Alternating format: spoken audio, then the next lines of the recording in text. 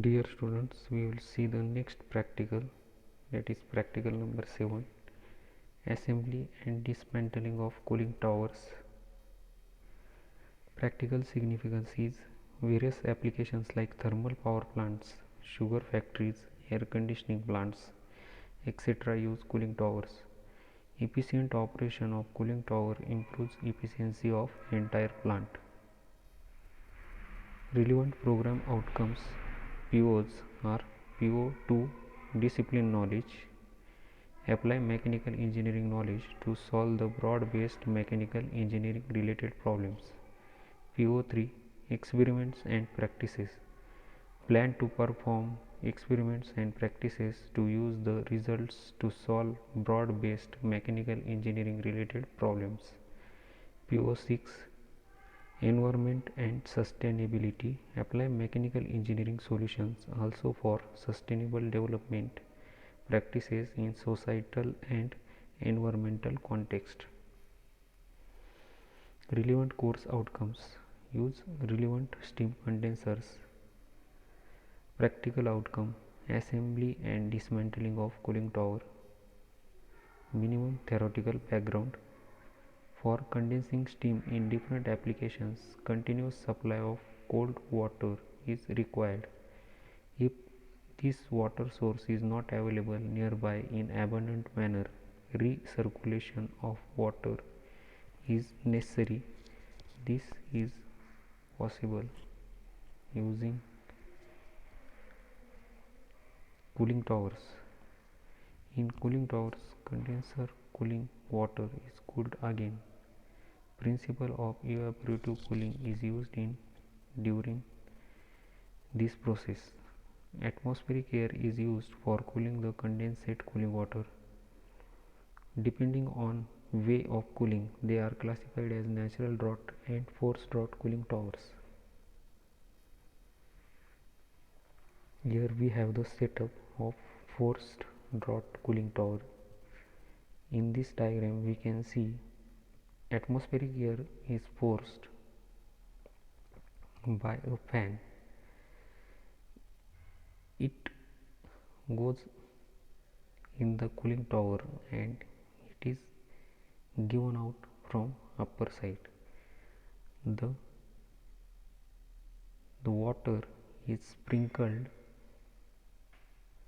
from upside through sprinklers. This sprinkled water, when strikes the fill, it gets distributed uniformly, and thus we have heat exchange or heat transfer in the cooling tower.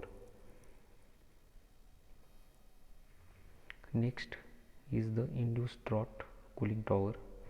Here atmospheric air gets inside the tower from left side as well as right side through the lowers, and it is diverted out through the fan situated at the top. Water is also sprinkled in this cooling tower. When it strikes the fill, it gets distributed uniformly, and this water gets cooled and it is driven out from downside. Observations and calculations are as follows. First, serial number, name of part, function of part, material, and maintenance required. First is eliminator. Its function is to absorb moisture from air, and maintenance required issue is yes. Second is fan. It is used for draught purpose. Maintenance is yes. Motor, it is prime mover for pump. Maintenance issue was recorded as yes. Fill material, it is used for heat transfer. No maintenance issue was recorded. Casing, It is used for protection, no maintenance issue. Cold water basin, it is used for storage purpose, no maintenance issue was recorded. Lowers, it is used for ventilation, it is made up of metal sheet, and no maintenance issue was recorded. Results: we assembled and dismantled cooling towers. Interpretation of result: we came to know about various parts of cooling towers. Conclusions: we came to know about difference between forced draught and induced draught cooling tower. Thank you.